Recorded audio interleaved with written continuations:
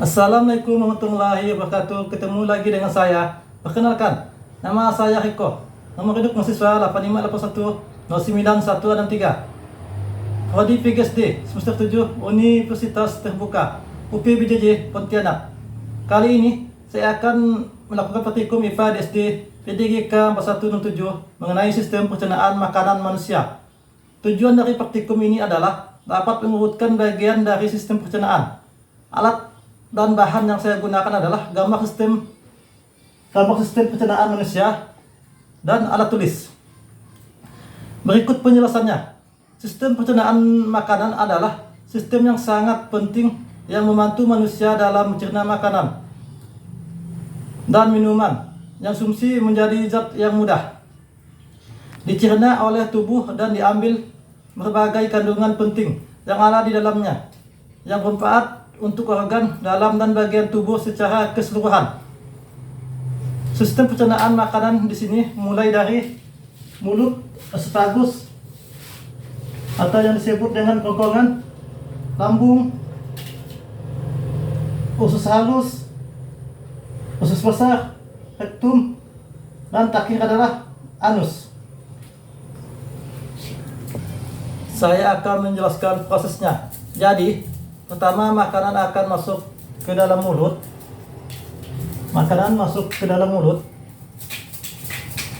Dan di dalam mulut terjadi proses kimiawi dan mekanik.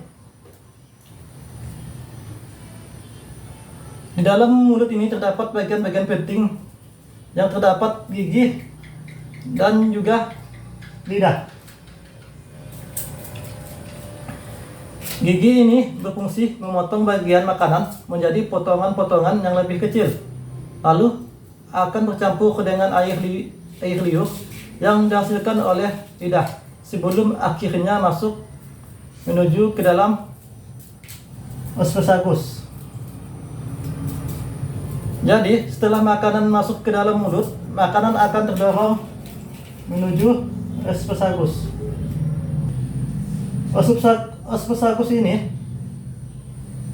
memiliki fungsi utama membawa makanan dari rongga mulut menuju lambung. Proses terdorongnya makanan dari mulut menuju lambung ini disebut dengan gerakan peristaltik. Setelah makanan terdorong dan sampai di lambung, lambung akan mengeluarkan asam lambung dan enzim yang mencerna makanan menjadi cairan pekat atau terbentuk pasta. Cairan ini juga akan membunuh mikroorganisme yang di bawah makanan dan minuman yang kita cerna, sehingga kita akan bebas dari kuman penyebab penyakit. Setelah di dalam lambung, makanan ini akan menuju usus halus. Di dalam usus halus terjadi proses penyerapan makanan yang lebih lanjut, di mana dibantu oleh enzim yang dihasilkan oleh pankreas. Usus halus terdiri dari 3 macam.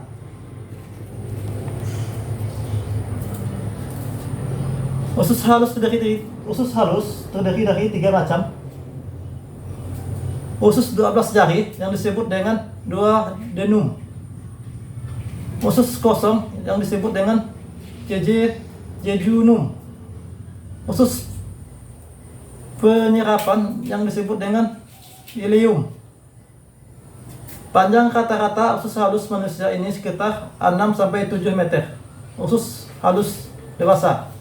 Dan dindingnya itu terdiri dari fili dan mikrofili yang membantu penyerapan nutrisi dan juga sari-sari makanan lebih cepat dan banyak. Setelah itu, makanan akan menuju usus besar. Ini usus besar yang ada di samping bagian kiri. Usus besar ini memiliki fungsi membusukkan makanan dan akan berubah menjadi kotoran atau disebut dengan feses. Limbah makanan ini akan didorong oleh usus besar menuju saluran yang disebut dengan saluran rektum. Ini bagian rektum. Saluran rektum ini akan menyalurkan makanan menuju ke pembuangan akhir, yaitu menuju anus. Pembuangan akhir, anus. Jadi setelah makanan sampai ke dalam anus, yaitu pembuangan, dan terakhir otot anus akan menahan dan juga menjaga kotoran agar tidak keluar sebelum waktunya. Demikian penjelasan saya mengenai pencernaan makanan pada manusia. Jadi kesimpulan sistem pencernaan pada manusia dimulai dari mulut menuju oesophagus atau yang sering disebut dengan kerongkongan, menuju lambung, usus halus bagian tengah, usus besar bagian kiri, rektum, dan yang terakhir anus.